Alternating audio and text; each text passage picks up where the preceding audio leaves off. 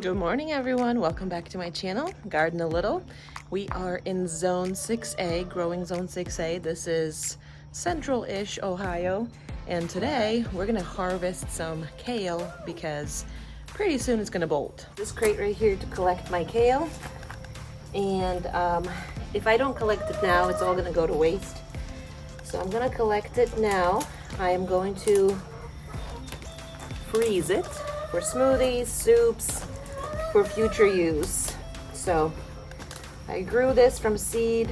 I don't want to let it go completely to waste. It's not really going to go to waste. If I'm not collecting it now, it's going to go to my chickens, but you know, I would rather eat it. It has so much nutritional value to it, so why not consume it? Now these are going to need to be washed very good because some of these do have pest damage, which means that they probably have worms on them. So we want to make sure that we clean it up real nice.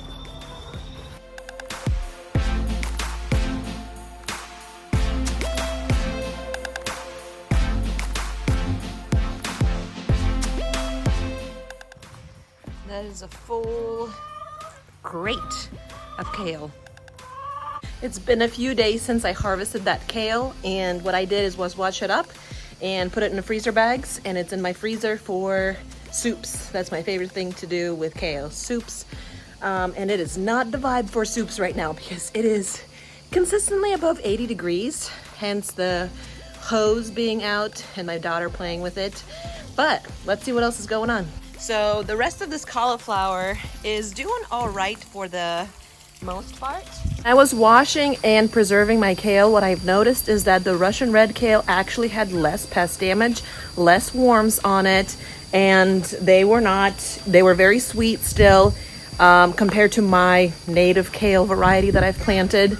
My kale had a lot more worms on it, a lot more holes, and it was a little spiky too, so I think I'm just gonna stick with the Russian kale variety. We have some damage from the worms. I like to just pick them off with my hands and give them to my chickens.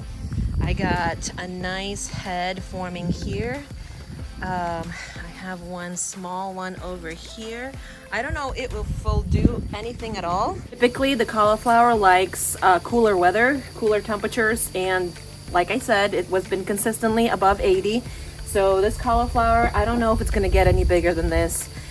So we might just have to harvest it and call it a loss. It's usually like this for me every single year. It's freezing cold, too early to plant. Once I plant, they start being mature, start being healthy, and then it just bam, we are in just 90-degree weathers. So it is what it is. Just kind of wanted to experiment one more time again. The spinach, it is bolting way too easily.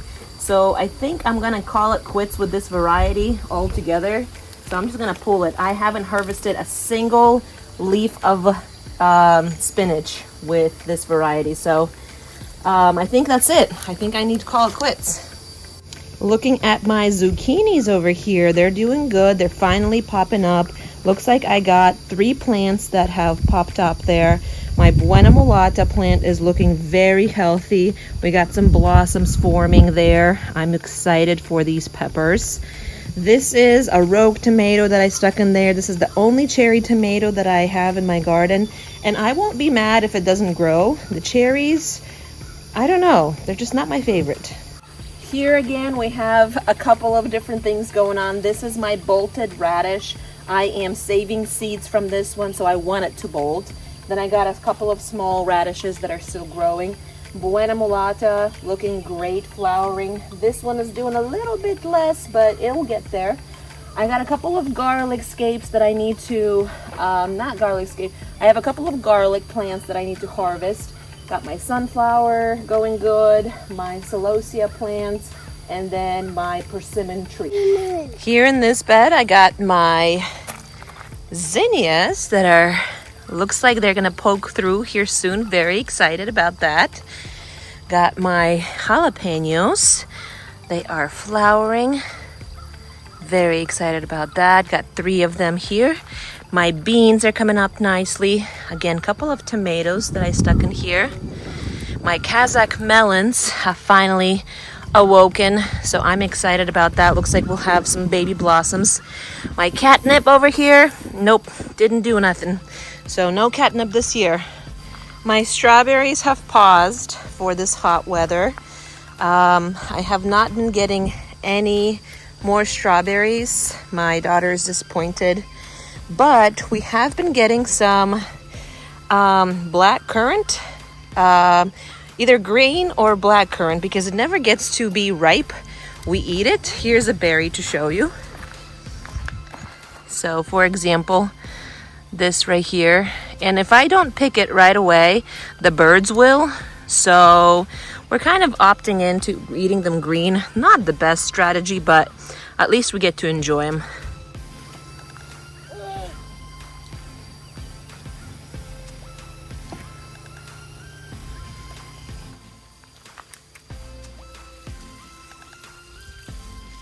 In this bed, we got a variety of things going on. We got beans. These are my lima beans. They're actually looking really good. Then we have zucchini in the middle. We have milkweed over here covered with bees, bumblebees, flies, or kind of pollinators. Then we have a couple of beets here, and then radish corner here. Then on the trellis, we have cucumbers growing, and then still the sweet peas and snap peas. It is from this angle. I think crowding the space actually worked in my favor. It is providing shade for nearby plants, and they actually appreciate that. And my cucumbers are doing good. You can't see them well, but for example, here's one that's growing, and I got, I think, like 4 plants that are doing good. These snap peas, sweet peas, are about to call it season. So I'm giving them a couple more weeks, and then I'm cutting them at the stems. They will dry out. I will harvest everything that I need to harvest, and then my cucumbers will be able to take over this trellis completely. But this milkweed has been covered in pollinators. I have not yet seen a monarch butterfly though. We made a puddle. So much fun. Here on this other side of trellis, we got more snap and sweet peas, and we also have a spaghetti squash. It actually has been producing quite a bit of female blossoms and male blossoms, so I think the timing it will be right this time around. We will see, but I got 3 good plants going here. Again, I'm waiting for these snap and sweet peas to mature all the way so I can harvest them when they're actual peas, like actual peas. You can always eat them green when they're flat.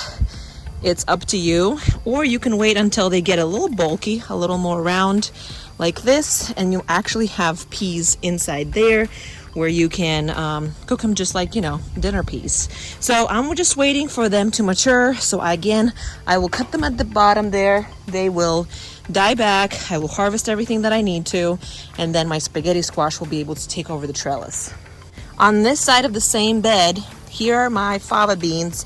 They are looking absolutely horrendous.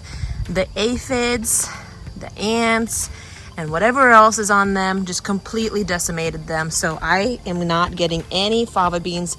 In fact, I'm actually gonna go ahead and rip these out.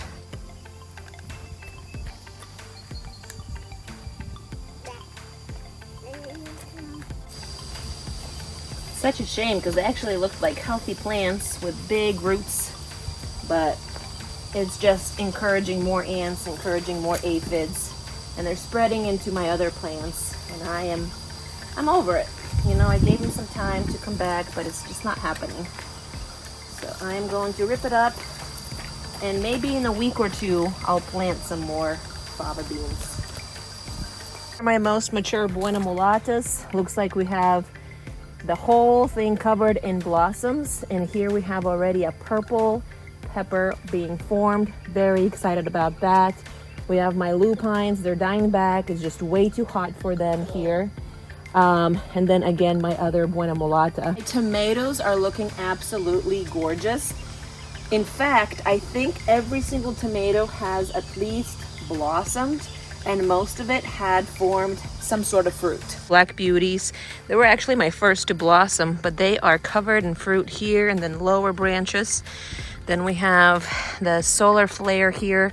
It has formed a couple of fruits down there. Then we have our tiger stripe, we have our Oregon, we have our blush. Our blushes are doing amazing.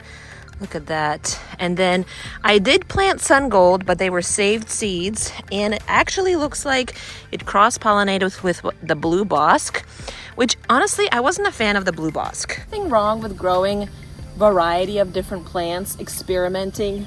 You know, I found that there's a few plants that I'm growing them, but nobody's eating them. So then they'll end up going to chickens or going to waste. So why am I spending time starting them from seeds, fertilizing them, taking care of them, pruning them, and then it all goes to waste? So I decided I'm gonna grow things that we actually eat, right?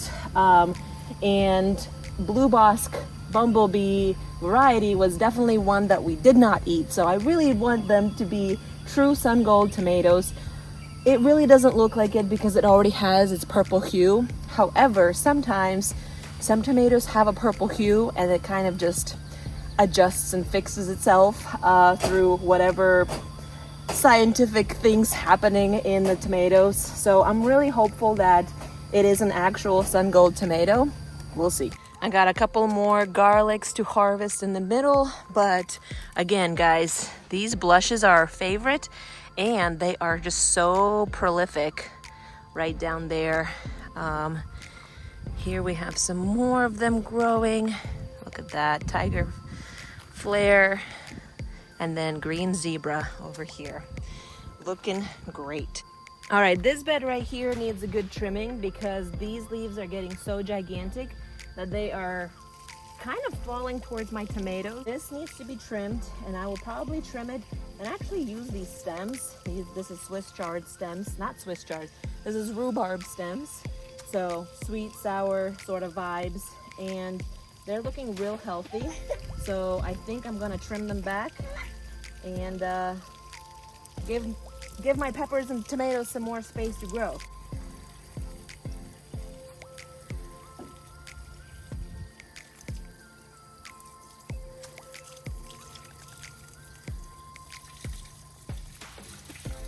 All right, guys, we are heading back in. It is just too hot, but the garden is looking fabulous. Even in this hot temperature, it is thriving.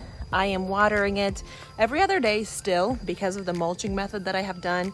So deep mulching with pine shavings. It has been the cheapest and most effective way to take care of my garden. So I hope I inspired you to go garden a little, and we'll see you next time. Bye.